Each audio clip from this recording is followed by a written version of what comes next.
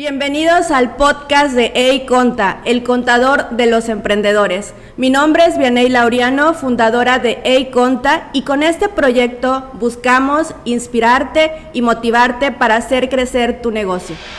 Nuestro invitado el día de hoy es Carlos Ávila. Carlos Ávila es productor, director de espectáculos y formador de artistas acapulqueño. Cuenta con más de 22 años de experiencia en la producción de teatro musical, espectáculos y conciertos.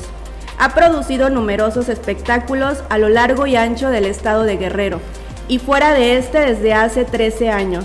Es director del Centro de Formación Artística Glilan, organización con la que tiene la oportunidad de formar, inspirar e impulsar el talento de muchos artistas guerrerenses y de distintas ciudades de nuestro país.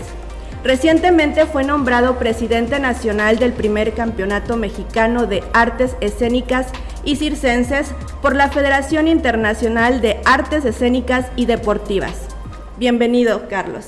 Muchas gracias, Vianey, aquí. Gracias por la invitación al podcast. Pues aquí estamos con todo para poder compartir con los emprendedores un poco de lo que ha sido mi experiencia, mi historia, y que espero que sea de utilidad. Siempre compartir las historias nos hace reflejarnos o vernos en la piel de otras personas y de esa manera poder ajustar o aprovechar lo que nos platican para adaptarlo a lo que hacemos nosotros, ¿no? Muchas gracias a ti por aceptar esta invitación. Sabemos que tu tiempo es muy limitado y pues bueno, vamos a darle. Vamos a empezar por lo que creo que a todos nos interesaría saber. ¿De dónde nace la mentalidad emprendedora de Carlos Ávila? ¿En qué etapa de su vida? Buena pregunta. Fíjate que así conscientemente, yo creo que la etapa emprendedora de Carlos Ávila sucede hace unos 7 u 8 años de manera consciente, ¿sí? Y fue a partir de que me regalan un libro que se llama El Efecto Compuesto, y entonces me regalan ese libro, una persona muy querida, y me dices que este libro va a cambiar tu vida. Lo leo y en efecto, o sea, me explota el cerebro, y a partir de ahí vuelvo consciente mi formación como emprendedor. Pero si tuviéramos que decir desde cuándo soy emprendedor, porque al final ser emprendedor es emprender una empresa, emprender un proyecto. Creo que desde que tengo uso de razón, incluso niño, te puedo decir que tal vez hasta en la primaria fueron mis primeros pasos a ser emprendedor, porque siempre estuve en la organización de cosas y de proyectos, y sobre todo de proyectos de tipo artístico. ¿Cómo era la infancia de Carlos Ávila, de niño, involucrado en estos eventos? Era muy participativo, siempre estaba siempre levantaba la mano para organizar algo que tuviera que ver con lo artístico. Entonces me acuerdo mucho en la primaria organizar a mis compañeras. En la primaria solamente organizaba mujeres, porque los hombres nunca querían participar en lo artístico. Pero recuerdo estar organizando siempre a mis compañeras para presentar un número musical en el festejo del Día del Niño o en el festejo de las mamás o una cosa así. Y también en los eventos de la colonia. Mi madre siempre, y yo creo que también por ahí debe venir la cosa emprendedora, mi madre siempre fue como muy precursora de hacer fiestas, tanto de Halloween como de Navidad, la posada. Entonces organizaba toda la colonia para poder, a todos los niños de la colonia, a los papás de los niños de la colonia, para hacer eventos. Entonces yo hacía el espectáculo. Okay. Yo hacía el show, esto como a los 11, 12 años ya. ¿Y alguien de tu familia te inspiró? No sé, ¿tenías alguien que hablaba del teatro? Sí. Dos, o sea, mis abuelos, los dos son muy artísticos. Mi abuelito era más admirador de los musicales. Yo con él conocí los musicales, en película, en video, en beta. Y con él vi las primeras, ¿no? Singing in the Rain y ¿Qué tal Dolly?, por ejemplo, que eran súper fan mi abuelo de estas dos películas. Entonces, a partir de ahí, ya como que el inicio del teatro. Y mi abuelita siempre ha sido también muy artística, porque le gusta bailar. Ella es bailarina de danzón de muchos años, todavía a sus 90, ahí la ves en el Zócalo de aquí, yendo a las tardes de danzón los domingos. Entonces es como que por ahí estuvo toda la vida esa situación artística en mí. ¿Y qué estudiaste, Carlos? ¿Algo relacionado con el teatro, con la danza? No, ¿qué va a ser, hombre? Que voy a estudiar con lo artístico. Bueno, lo combino, pero estudié Ciencias de la Comunicación, aunque originalmente entré a estudiar al TEC de Monterrey, Ingeniería en Electrónica y Comunicaciones. Porque yo venía de un área físico-matemático. Yo estaba en el Cebetis 14, en electromecánica, en el taller más pesado de toda la vida, donde puras matemáticas y física y demás. Entonces, ¿cómo me iba yo a ir a estudiar algo de humanidades en la vida? Entonces, cuando decido la carrera, pues decido por una de físico-matemática. ¿Eras de los mejores promedios? Fui de los mejores promedios, el segundo mejor promedio de mi generación. Y toda la vida siempre he sido como de los mejores promedios académicamente hablando, y tú te crees que eso es lo que debe suceder en tu vida profesional, ¿no? Entonces, pues así me fui al TEC de Monterrey. Aparte, me ayudó un poco eso para poder obtener la beca en el TEC. Entonces, finalmente decido estudiar eso, pero no más nunca me hallé en esa carrera, empecé a reprobar. Hay un boicot mental y que uno hace inmediatamente cuando no estás ejerciendo tu vocación. Y el plan de estudios de Ciencias de la Comunicación siempre me gustó desde que llegué a pedir informes. Entonces al año me cambio de carrera y desde ahí en adelante como pez en el agua, ¿no? Entonces ya Ciencias de la Comunicación sí tenía que ver con la producción, sí tenía que ver con la imagen, sí tenía que ver con un ámbito artístico, había manejo de talento para poder hacer ciertas cosas, aparte de lo corporativo. No, entonces estaba perfecto, fue la carrera más idónea para mí, ¿no? Cuéntame un poquito más de tu experiencia estudiando en el TEC de Monterrey. Mi experiencia estudiando en el TEC estuvo muy interesante. Volví a ser, como estaba acostumbrado a ser uno de los mejores estudiantes a nivel promedio, ¿no? Y creo que hasta que me gradué del TEC entendí que el TEC de Monterrey buscaba siempre tener los mejores estudiantes, y los mejores estudiantes no eran los de mejor promedio, eran los que aportaban tanto a la sociedad o marcaban diferencias, y eso... Es un formador de empresarios. Y es un formador de empresarios, pero es un formador de gente que tiene incidencia en la sociedad, no necesariamente empresario. Podría ser alguien que modificó, transformó alguna ley o hizo una iniciativa diferente. No necesita ser un empresario, y eso no me quedó tan claro hasta que me gradué y años después entendí exactamente. Obviamente ya traía cierto bagaje y lo aportado por el TEC de Monterrey, ¿no? Que le debo muchísimas cosas, le agradezco muchísimas cosas. Pero durante mi estancia creo que sí todavía fui un estudiante muy clásico. Hice muchas cosas de las que venía acostumbrado. Fui presidente de la Sociedad de Alumnos del TEC, de mi generación. Siempre estuve involucrado en talleres de difusión cultural, entonces yo bailé, actué, bueno, siempre participando en la parte artística, también participando como productor. En el TEC de Monterrey hacemos al final de la carrera en comunicación, o en ese entonces se hacía como tu tesis es hacer un cortometraje en formato de cine, es como la tesis de nosotros, ¿no? Es el proyecto más importante de toda la vida y la carrera universitaria de alguien que estudia Ciencias de la Comunicación. Y entonces sí, yo fui el productor, y siempre está quién va a ser el productor y quién va a ser el director, ¿no? El director artístico, el productor, todos los fierros y todo lo necesario. Yo fui el productor, ¿no? Entonces desde ahí ya se establecían muy bien los roles y la gente me ubicaba como estructurado, organizado, optimizador y este tipo de cosas que se requieren para poder ser productor, ¿no? Que creo que ese mismo evento o experiencia que tuviste con esta dinámica que les hicieron a ustedes, lo llevaste a aplicar en la Americana, donde fuiste maestro. Así es, yo terminando la carrera, solo trabajé 10 meses en una agencia de publicidad. Nunca me hallé porque la verdad es que yo buscaba hacer algo por mi cuenta propia, pero no sabía cómo. Es ciencia cierta, entonces decido optar por dar clases para tener mi tiempo libre, no para poder dedicarme a lo que yo quería. Entonces fundo una empresa, pero al fundar la empresa, pues obviamente jovencillo, sin tanta experiencia, realmente no teníamos logramos 1 o 2 clientes importantes y de repente ya no había más proyectos, entonces en el Inter había que vivir y yo dije, pues doy clases, ¿no? Yo creo que dar clases, soy bueno, me gusta. Entonces, eras maestro y ya ibas iniciando con los cimientos. Ya tenía una empresa para ese entonces. O sea, yo 10 meses trabajé y fundé mi primer emprendimiento, como a los 25 años. ¿Similar a lo que ahora es Glilan o totalmente diferente? Totalmente diferente. Fue un emprendimiento que era una consultoría en comunicación organizacional.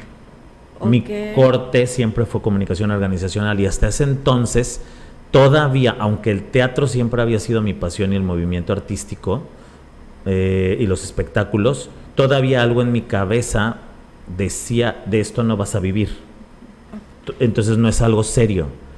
¿Qué es serio? Crea una empresa que dé servicios serios. Sí.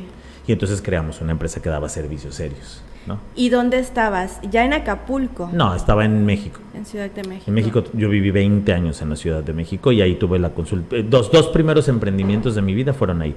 El primero fue que se llamaba AD Asesores, una empresa de consultoría en comunicación organizacional. La fundé con una súper amiga y socia, y que también sus papás y ella vivían en ese entonces aquí en Acapulco, pero nos encontramos en el TEC de Monterrey y ese fue como la primera fase de emprendimiento que tuve, ¿no? Pero fallido, muy fallido en muchos aspectos, pero creo que también me sirvió para aprender mucho de lo que después corregí, ¿no? Muy bien, ¿y qué experiencia te dejó, este proyecto? Porque obviamente fracasó para que pudieras tú iniciar con lo que ahora es Glilan. Así es. Cuéntanos un poquito de ese momento en que dijiste, ya no puedo seguir con esto, me está mostrando este mensaje, porque normalmente es por lo que pasamos algunos emprendedores y no queremos ver. Así es. Muchas veces estamos de tercos, muchos años, insistiendo en mantener ese negocio. Así es. Ese negocio me gustaba, la consultoría era padre, o sea, siempre que alguien me escucha o creo que soy bueno dando clases, la verdad es que di mucho tiempo clases. 16 años en la UNAM en Ciencias Políticas y Sociales y 17 años en la Universidad Americana de Acapulco, y la verdad fueron épocas muy padres y me gustaba mucho dar clases. En la UNAM era padrísimo porque me decían que yo era una de las vacas sagradas de la UNAM y yo ojalá fuera una de las vacas sagradas y ganar esos sueldazos de las vacas sagradas de la UNAM, pero no era una vaca sagrada. Pero me gustaba porque tenía cola y lista de espera, entonces así el salón 60 y afuera 20 esperando a ver si se liberaba un lugar. Eso era muy bonito y halagador, ¿no? Pero aunque me gustaba, no era mi vocación real. A mí me gustaba la producción de espectáculos. Entonces, a la par que estaba dando clases y que tenía la empresa, siempre tuve talleres de teatro musical que yo buscaba y hacía por hobby. Entonces, lo que yo ganaba en la UNAM, me lo gastaba en hacer mis producciones. Yo buscaba esa forma, ¿no? Entonces, tenía un taller en la escuela de una amiga y así comencé a tallerear. Ella tenía una primaria, secundaria privada y entonces fundamos un taller y ahí comenzó mi carrera en ese aspecto sin considerarlo algo importante, solamente era un hobby. Esta era mi chamba y este era mi hobby. Y hasta ese entonces todavía no lo tenía claro, no vivía de eso y al contrario yo le invertía. Y además yo creía que de eso no se iba a vivir, eso era algo que me gustaba nada más. ¿Y eras solo o tenías socios? No, era solo. Okay. En la empresa de asesores sí tenía socios, tenía 3 socios. Okay. Y en la parte de artística solo. Se adhería gente que le llamaba la atención lo artístico y quería colaborar. Pero en la parte de empresarial sí tuve 3 socios, éramos 3 socios. Una amiga y su papá y yo. ¿Cuál es tu experiencia con socios? Pues salí peleado con ellos. Ay, Dios. Entonces... Salí peleado. Hoy me llevo muy bien con los 2. Saludos. Les voy a compartir este podcast cuando esté. Me llevo muy bien con los 2. Los quiero mucho, pero en ese entonces no nos entendimos muchas cosas y estábamos muy pequeños, yo creo, y no habíamos madurado empresarialmente, y sí salimos como un poquito de la greña porque mi socia quería hacer quería que yo hiciera lo que ella consideraba y yo quería que ella hiciera lo que yo consideraba era lo más óptimo. Entonces era una lucha como de poderes. Sí. Y yo tengo un temperamento muy fuerte, entonces realmente me decía, es que tú me tratas así, me haces sentir de esta manera, y entonces, ¿no? Y de repente, no, hombre, era una cosa de pleitos. Fue una época padre, pero también tuvo un momento muy feo al final, ¿no? Entonces, yo decidí liberar todo y firmar y dejarlo. O sea, todo lo que se había construido, porque sí duró como unos 5 años y se habían construido de tener 0 clientes, llegamos a tener 450 clientes, microempresarios a su vez, que ayudamos en muchos aspectos, en el área de comunicación organizacional y de imagen. Y yo liberé y no quise obtener como participación aún cuando me correspondía, pero lo que menos quería era tener como problemas, entonces dejé todo, ¿no? ¿Y qué falló además de una mala comunicación entre socios? ¿Algo más llegó a fallar? Sí, falló no tener conocimientos reales de finanzas, no tener conocimientos reales de mercadotecnia y sentirme muy chingón por solo haber estudiado en el TEC de Monterrey. Sí falló. Okay. Sí. El TEC de Monterrey es una súper universidad, pero definitivamente no te enseña a ser un emprendedor. Eso tienes que obtenerlo tú, de otra manera. ¿Sí? Okay. Te da como las herramientas, porque pues sí, es comentado que de hay muchas herramientas, pero hay cosas que no te da. O sea, si tú no vienes de una familia emprendedora que esté en los negocios, te pierdes todo ese know-how. Si vienes de una familia emprendedora y llegas al TEC de Monterrey, estás en casa y entonces aprovechas todo. Pero si no vienes de una familia emprendedora que se dedica, que tiene negocios, que hace esto, lo aprovechas, pero nunca como lo aprovechan estas personas. Y eso no te queda muy claro en el principio. No te queda muy claro. Entonces, años después me di cuenta de, ay, qué tonto, debía haberme fijado, claro, debía haber puesto atención, debía haber visto a este compañero, debía haberle puesto atención a su papá, pude haber hecho esto. No, cerrado, ¿no? Es ese tipo de cosas. ¿No te enfocaste en hacer relaciones sociales? Jamás en la vida. Además, vengo de una familia que mi mamá pedir un favor en la vida. En la vida, jamás, primero muerta. Entonces, cuando la primicia fundamental de las relaciones interpersonales es solicitar hasta un favor y decirle, oye, ¿qué puedes hacer por mí por esto? No, jamás en la vida. Yo fui educado a nunca jamás molestar a nadie, entonces no. ¿Cómo? Entonces tuviste que desaprender muchas cosas. Muchísimas, pero cosas que venían por años tatuadas en la piel. Antes de pasar a la historia de Gliland, ¿cómo ha sido ese proceso para ti? Ha sido epifánico y revelador.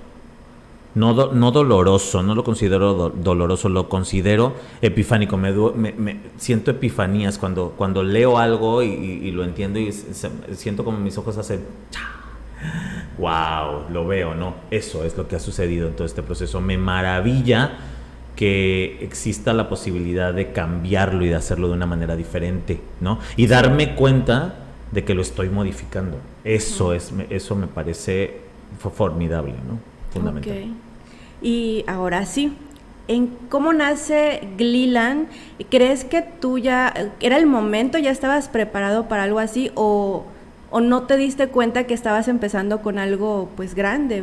Yo creo que ya estaba listo porque Gliland es mi tercer emprendimiento. Sí, el segundo fue un intento que se llamó coreógrafos.com. En ese estaba muy de moda todo lo de las páginas y el .com. Ajá. Y entonces yo fundé un estudio de baile que se llamaba coreógrafos.com que pretendía tener como los tintes de Gliland. De hecho es el antecedente de Gliland. Ese estuvo en México, lo tuve como por 3 o 4 años y fracasó. También fracasó específicamente por una falta de liderazgo.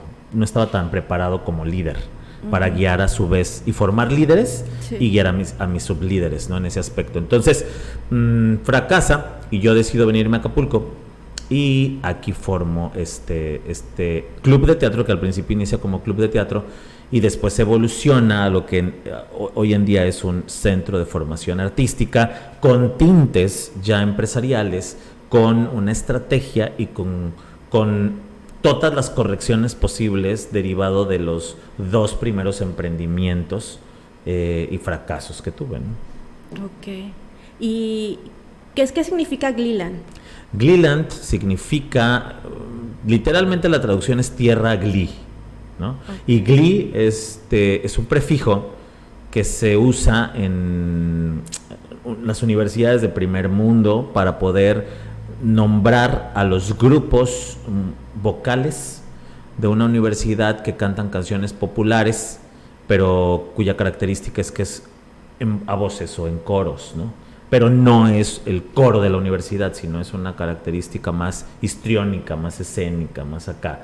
Entonces, más elaboradilla, ¿no? Más espectacular, no elaborada, un poco más espectacular, no tan formal como un coro, como lo que conocemos como un coro, ¿no? Entonces, y aparte no necesariamente tiene que ser un grupo específico, sino pueden ser 5, 3, 4, 2, etcétera, ¿no? Y entonces dando una investigación que me presentaron mis alumnos, porque esto surge como un proyecto escolar en Americana de Acapulco, se decide que lo más prudente para ponerle a nuestro club de teatro musical era Glee, y Land por tierra Glee, ¿no? Entonces así es como surge Gleeland. ¿Cuántos años tiene Gleeland ya de fundada y exactamente qué es? ¿Lo puedes explicar para la gente que apenas va escuchando? Gleeland es un centro de formación artística y tiene exactamente 13 años de fundación. Este año, el 2023, cumplimos 13 años, ¿no? En septiembre del 2023.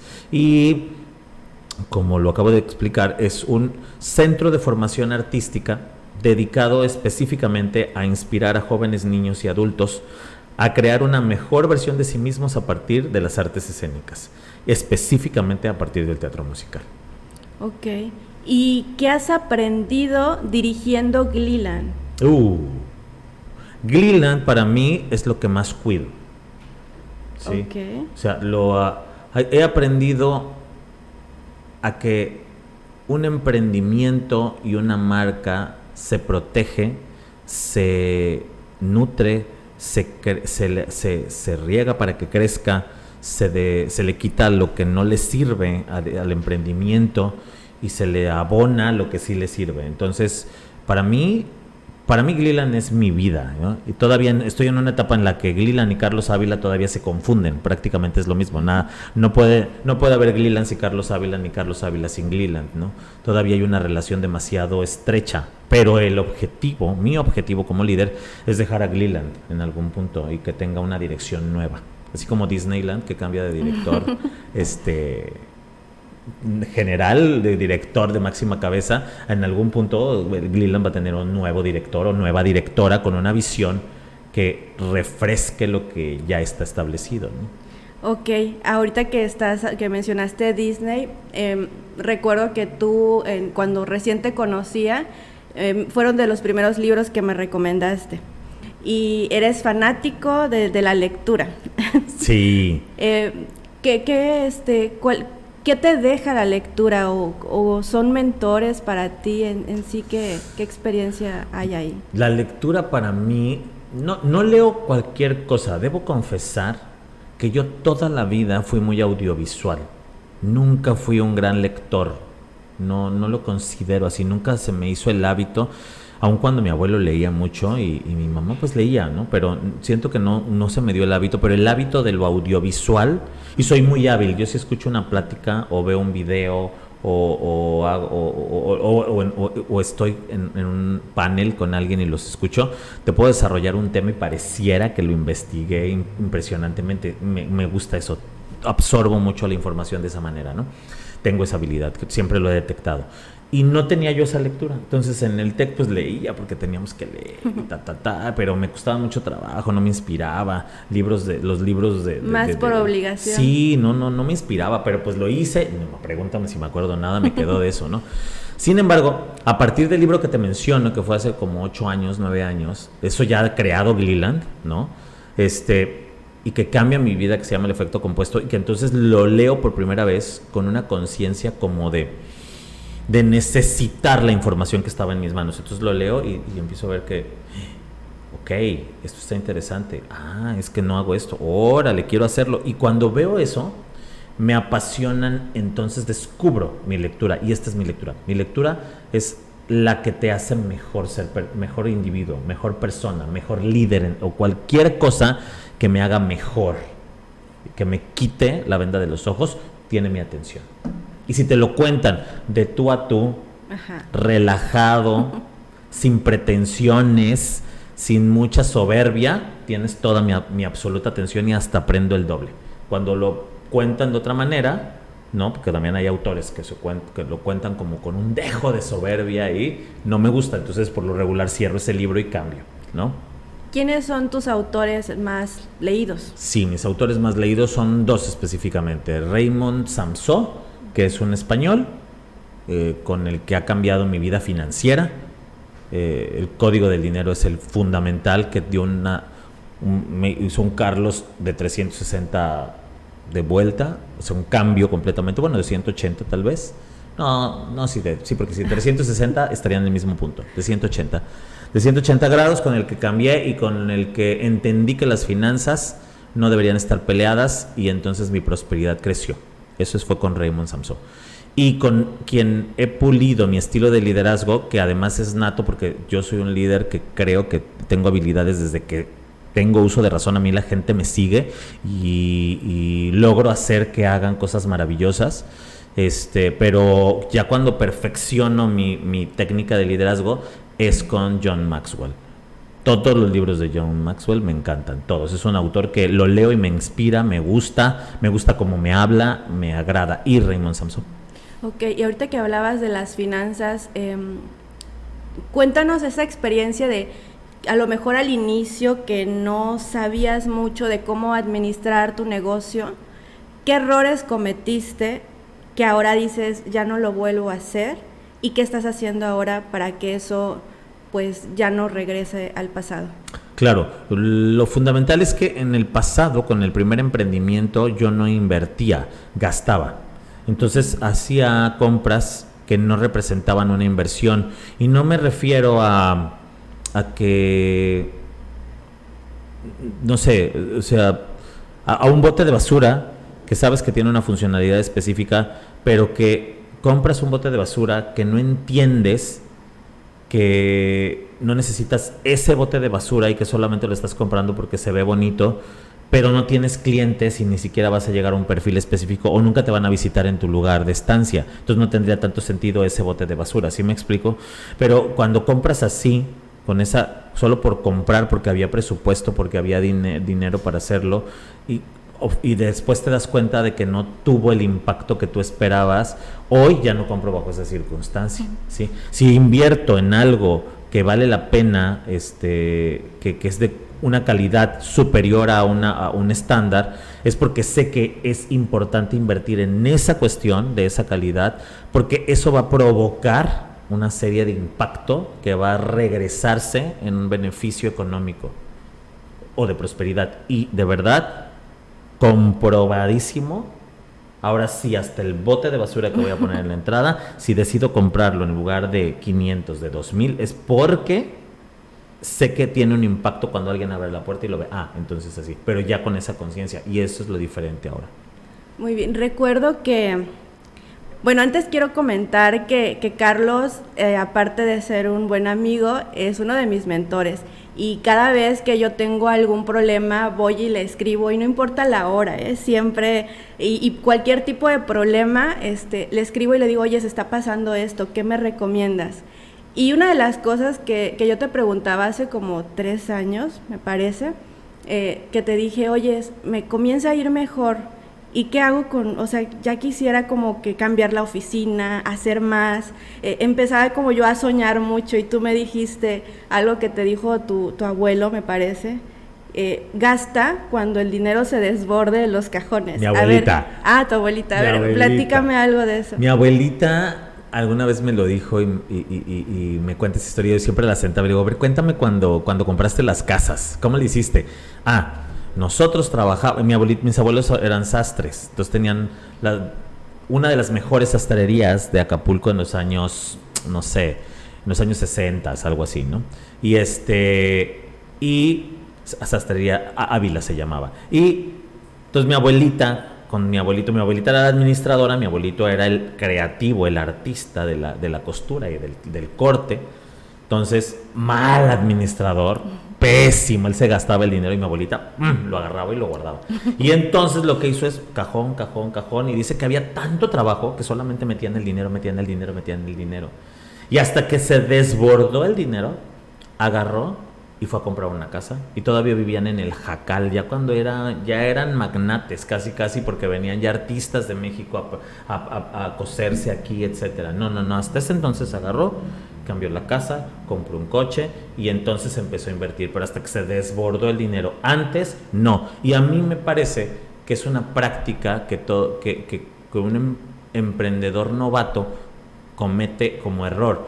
Llega dinero y lo primero que hace es agarro y me lo gasto, porque ya me llegó el dinero. Entonces ahorita ya voy a poner, oye, pero tienes clientes que llegan a tu lugar. No, nada. Y entonces, ¿para qué quieres una buena oficina? Oye, voy a cambiar el coche. Ah, perfecto. O sea, vas a citas de negocios, vas a eventos. No voy a ningún lado, los atiendo en línea. ¿Y para qué quieres un coche de esa magnitud? O sea, son estas cosas que no vemos, ¿no? Pero sí, hasta que se desborde el dinero del cajón, y siempre lo tengo presente. Sí, a mí no se me olvida porque es uno de los puntos cosas que nos pasan cuando nos empieza a ir mejor como emprendedores, y algo que decías referente al TEC de Monterrey, a lo mejor quien no tenga como ese antecedente empresarial en la familia y es la primera generación que empieza a hacer algo diferente en el área empresarial, te maravillas por esas cosas y terminas arrasando con todo. Entonces muchos por eso terminan quebrando en los negocios. Así es, sí, yo creo que el ambiente empresarial de gran escala es muy atractivo porque tú ves oficinas de primer mundo, ves ahora con áreas de descanso y áreas para que jueguen los empleados y ¿no? Y bueno, hasta dormitorios ahora hay, ¿no? En ciertas empresas. Y está padrísimo, pero eso se sitúa en tu realidad, tiene cabida en tu realidad, tiene cabida en tu dinámica, o solo lo estás haciendo por pertenecer a esto sin que tenga una utilidad real en tu dinámica, porque tu dinámica, hablamos de México como país, zona sur del país, Guerrero, Acapulco. Está cabrón. Sí. O sea, no es cualquier cosa. En Acapulco no se hacen las cosas como se hacen en cualquier otro lado del mundo. Aquí está cabrón. Sí. Muy, no poquito, mucho. Entonces, quien no entiende eso para hacer negocios, está frito. Sí, y creo que también esto va muy pegado de la mano con el desarrollo personal. O sea, si no tienes como esas bases, esos cimientos personales para decir, como decías hace rato también en cuanto a la lectura, o sea, si quien escribe un libro lo escribe con soberbia, te da un mensaje de ego, o sea, no es por ahí. Entonces, creo que todos estamos trabajando esa parte porque sin lugar a duda, cosas nuevas y cosas que te llegan a maravillar, te llegan a despegar del piso muy cañón y a veces olvidarte de dónde empezaste. Así es, sí. Yo creo que, pues, probar...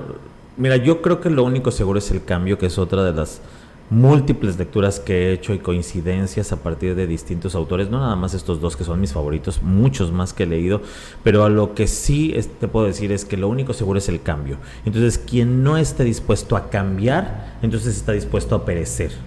¿Sí? No hay más. Aquí lo único seguro es que los tiempos van a cambiar, las situaciones van a cambiar, una pandemia nos va a cambiar, y si tú no estás dispuesto a cambiar, no tienes cabida en el nuevo mundo. Ok. Carlos, ¿y cuál crees que sea la clave para que Gleeland haya perdurado a través del tiempo, a través de estos años? A través de estos 13 años, que es un ente con vida, que yo lo percibo así como un ente con vida, que está en una fase muy temprana de su crecimiento, es un preadolescente, es un chamaquillo que apenas está perfilándose, definiendo, pero con contundencia.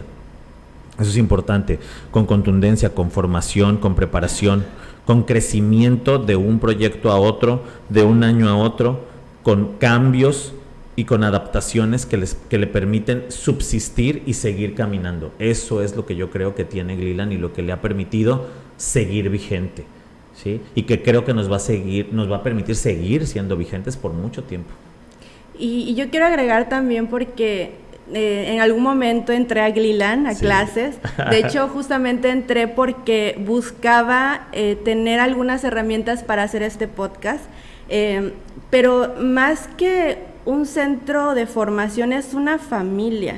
La gente, o sea, es raro ver cómo gente desconocida te aceptan y no importa que no sepas cantar, no importa que no, o sea, aquí no hay, sí es una competencia sana, pero no es una especie de concurso en donde, a ver, no me importa quién voy a desbancar, yo voy con el objetivo de ganar. No, creo que es más trabajar en equipo, un trabajo en equipo y saber asignar funciones a cada quien. Entonces, la verdad, cuando estuve ahí el poco tiempo, yo quedé maravillada.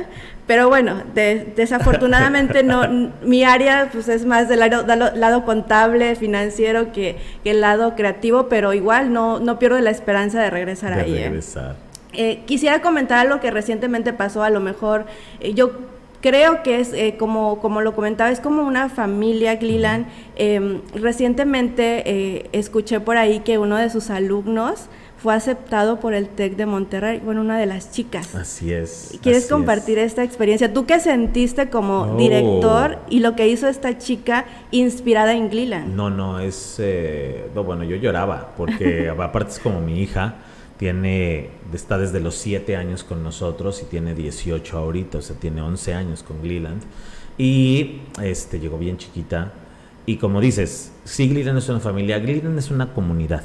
Creo que la palabra más correcta es que somos una comunidad bastante amplia ya, con mucha gente que se encuentra ya no nada más en Acapulco, sino en distintos lados de la República, pero que sigue teniendo corazón de gleelandino. Eso es importantísimo. Entonces, esta chiquita, que además su mamá trabaja conmigo, ella es parte de mi compañía, pero también ha sido alumna por 11 años, su inspiración fueron las artes escénicas y lo que ha trabajado con Gleeland. Y entonces en el TEC de Monterrey, que siempre permanece en cambio y en innovación, uno de los programas para obtención de becas que tienen actualmente se llama Líderes del Mañana. Y con estos Líderes del Mañana, el TEC de Monterrey le apuesta a las promesas de liderazgo en el futuro, ¿no? Y estas promesas tienen que presentar un proyecto inspirador, un proyecto que puedan realizar a lo largo de su estancia en el TEC de Monterrey real, y tienen que defenderlo como si fuera una tesis al presentarlo, y de ahí ganarse la beca, y solamente otorgan una por estado, y bueno, es un concurso, ¿no? Sí. Y son muy limitadas, y es una beca del 100%, porque el TEC tiene becas crédito y becas del 90%, pero las del 100% son como muy especiales, ¿no? Sí. Entonces esta era del 100%, y Paloma Ramírez aplicó y me preguntó, al principio me preguntó porque yo estudié en el TEC de Monterrey, entonces a mí me dio mucho orgullo poder guiarla en ese proceso, y me preguntó, oye Carlos, es que quiero presentar el proyecto de ayuda y creo que voy a hacerlo de reciclaje, y yo le dije, oye Paloma, ¿y por qué no haces algo que tenga que ver con el teatro? Pues tú tienes 11 años estudiando teatro, y mira lo que ha hecho por estas personas. Ha cambiado la vida de esta, lo ha hecho más fuerte, lo ha ayudado en ciertas enfermedades de trastornos, bueno, no mentales, pero trastornos de personalidad, o trastornos no sé exactamente cómo se dice, pero estos trastornos emocionales que algunos jóvenes tienen. Con el teatro se han canalizado de manera muy positiva y les ha ayudado y se han transformado. Y dice Paloma, sí es cierto, no lo había pensado. Entonces presenta el proyecto del teatro como transformador, como un ente transformador en la sociedad, sobre todo para los jóvenes, en una actitud positiva, y gana con ese proyecto. Okay. Sí, entonces, es lo más... Cuando yo escucho ya a alguien que se atreve a decir, es que el teatro no te va a llevar a nada, les digo, te puede llevar a una beca al 100% en la mejor universidad que tiene este país, porque la verdad es que el TEC de Monterrey es la mejor universidad que tiene el país. El teatro te cambia, como decía el título de su proyecto. Así es. Ok, pues bueno, ya estamos llegando a la parte final de esta entrevista, y me gustaría que también compartieras, recientemente hay un proyecto que Carlos Ávila está haciendo en coordinación con la Federación Internacional de Artes Escénicas y Deportivas. Platícame más de esto, ¿qué es? ¿Por qué es importante para ti? Fíjate que este proyecto es muy interesante, tiene como 1 año y medio de trabajo detrás. La Federación Internacional de Artes Escénicas Escénico-Deportivas es un organismo internacional que tiene cuna en Italia, ¿sí? Y a partir de ahí comienza a buscar representaciones en distintos países para volver este campeonato un campeonato internacional. En Latinoamérica, actualmente tiene más o menos alrededor de 7 años y medio, y en Europa ya se realiza en Italia, obviamente, en Francia, en Alemania, en España, en Croacia, en Inglaterra, y ya es una realidad allá ese campeonato. Y en Latinoamérica, el año pasado se hace la primera edición latinoamericana, siendo Argentina el primer país que lanza este campeonato a nivel nacional. Y no se había lanzado en México ni en ningún otro país latinoamericano. Entonces, yo tengo contacto con el presidente de Argentina, sí, porque soy fan, es un gran compositor y creador escénico, y muy parecido a lo que nosotros hacemos en Gliland. Tiene una academia de artes escénicas en Buenos Aires, crea distintas producciones, etcétera, vaya, y él es un gran músico además, ¿no? Entonces, platicando con él, me platica del proyecto y me dice: tú deberías de ser quien lidere este proyecto en México. Y cuando me lo platica y logro concertar una cita con las italianas coordinadoras y la presidenta de la federación, pues y después de observar un poco mi trabajo y lo que hemos venido haciendo por estos 13 años, yo por más de 22, me proponen ser el presidente de este campeonato a nivel nacional y ser el precursor en México. Y aun cuando va a tener que está siendo un proyecto que está requiriendo mucha de mi atención, tiene que ver con lo que yo hago con Gliland, pero no tiene que ver con Gliland, ¿ok? Es un proyecto en donde Gliland va a participar con sus alumnos, porque el objetivo es que participe en academias y demás, pero el proyecto es algo que está presidiendo Carlos Ávila, y que además estamos tratando de hacer que se vuelva un campeonato tan importante como los campeonatos internacionales que existen de porras o de salsa, o de este tipo de campeonatos, sí, en donde mucha gente se inscribe y va a los mundiales a Estados Unidos o a Brasil, ¿no? Y este año se está organizando a la par en México, se está organizando también en Brasil, en Chile, en Perú, en Ecuador, y va a ser la primera edición este año para todos nosotros, y se va a hacer en 2024 la primera edición latinoamericana. Ok, ¿cuándo se haría aquí en México? En México estamos programando hacerlo, y lo vamos a hacer en Acapulco, obviamente, porque estoy en Acapulco, así es que me lo voy a traer aquí en Nacional, y lo vamos a hacer en octubre, finales de octubre está programado el primer nacional mexicano de artes escénicas. Muy bien, pues seguramente será todo un éxito. Gracias. Pues bueno, ¿qué sigue para Gliland, Carlos? Para Gliland lo que sigue es volver a expandir. Antes de la pandemia teníamos un Gliland en Chilpancingo y uno en la Ciudad de México. Ya habíamos llegado otra vez a la Ciudad de México, de la cual yo emigré después de 13 años, pero ya estábamos allá. Y en el 2024 mi idea es regresar a ciudades que me interesan. Anteriormente a la pandemia me interesaban las grandes ciudades. Hoy me interesan ciudades que aprecien y que tengan una necesidad por crear mejores individuos a partir de las artes escénicas. Y entonces eso es lo que yo pretendo, tener más Gliland en distintas plazas. Muy bien. ¿Y qué le quieres compartir a la comunidad emprendedora de Iconta de toda esta experiencia de vida que has tenido? Que tú digas, creo que esto sería lo fundamental en sus inicios. Lo fundamental en sus inicios. Yo creo que lo fundamental es algo que tú estás haciendo, que es no quitar el dedo del renglón y buscar los recursos materiales, económicos y sobre todo emocionales que te permitan seguir adelante con lo que tú quieres hacer. Eso es de lo más complicado, porque basta que alguien te diga qué estás haciendo, estás perdiendo el tiempo, déjalo, no sirve de nada. ¿Para qué haces ese podcast? Nadie lo va a ver, o sea, ¿qué te importa? No, ese tipo de cosas, yo creo que por hacer todo lo contrario a lo que algunas voces me dijeron, hoy tengo lo que tengo y estoy sumamente agradecido por tener lo que tengo, y eso es lo que yo le diría a un emprendedor. Muy bien, muchas gracias. Y ahora sí, son unas preguntitas que te quiero hacer para conocerte un poco mejor. Venga, en venga. la parte personal. ¿Cómo? No son tan directas, de hecho. ¿Qué hace feliz a Carlos Ávila? Ay, a mí me hace feliz estar en Gleeland y hacer producciones de teatro, aunque usted no lo crea, porque no sabes cómo me ve un montón de gente siempre cuando estoy en cualquier lado, en un café, en un restaurante, y de repente saco mi teléfono o saco una nota o saco mi máquina y me dicen, ¿otra vez trabajando? ¿Qué no te cansas? ¿Qué no te hacen falta unas vacaciones? No me hacen falta unas vacaciones. Soy feliz haciéndolo, si no, no lo haría. Y cuando me tomo unas vacaciones es porque digo, ay, hoy quiero tomarme unas vacaciones y ya, pero no necesito vacaciones, ¿no? Y muy bien. ¿Y a qué le tiene miedo Carlos Ávila? ¿A qué le tengo miedo? No sé, fíjate, últimamente, ¿a qué le tengo miedo? Es buena pregunta. He estado venciendo tantos mis miedos que yo creo que ya no tengo tanto miedo como lo tenía antes, ¿no?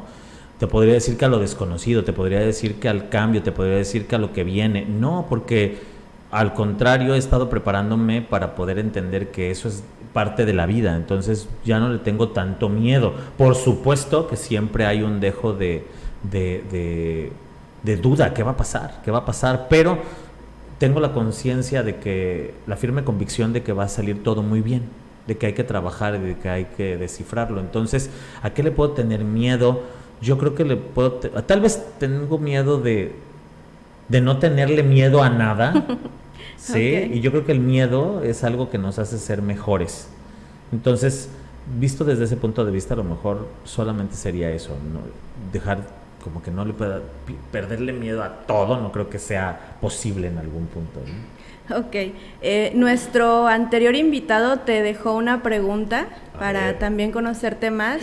¿Cuál es el propósito de la vida de Carlos Ávila? ¿Cuál es el propósito de la vida de Carlos Ávila? Mi propósito es inspirar y contribuir en hacer mejores personas e individuos a todo aquel que se acerque a mí. A todo aquel que se acerque a mí, eso es mi propósito en la vida. Ok, pues antes de despedirte, ¿qué pregunta dejarías al siguiente invitado? Ay, muy buena.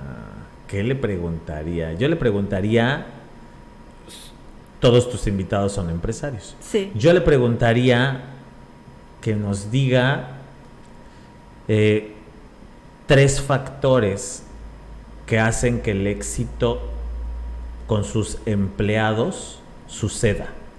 ¿Cuáles son esos 3 factores a los que le atribuye el éxito con sus empleados? Específicamente con la forma de trabajo de sus empleados o con el liderazgo aplicado a sus empleados. ¿Cómo logra que sucedan? Okay. Siempre me parece como que esa parte es algo que tenemos que compartir en Guerrero y en Acapulco, porque como te digo, las cosas aquí suceden de una manera completamente diferente que en el norte. Sí. Pues bueno, Carlos, quiero agradecerte mucho por haber aceptado esta entrevista nuevamente y gracias, seguramente toda tu experiencia va a servir, va a inspirar a los emprendedores que vean y escuchen este podcast y pues espero que no sea la última vez que vengas. Hombre, ya sabes. Ya estaremos aquí hablando de otros temas. Por supuesto que sí. ¿Quieres compartir tus redes sociales o...? Claro que sí, claro que sí. Me encuentran como Carlos Ávila en Instagram y en Facebook. Y a Gleeland lo encuentran también como Gleeland Oficial. Nos van a poner un súper aquí muy bonito, como Gleeland Oficial en Instagram y en Facebook también. Pues bueno, nos vemos. Mi nombre es Vianey Laureano y nos vemos en el próximo episodio. Hasta la próxima. Bye.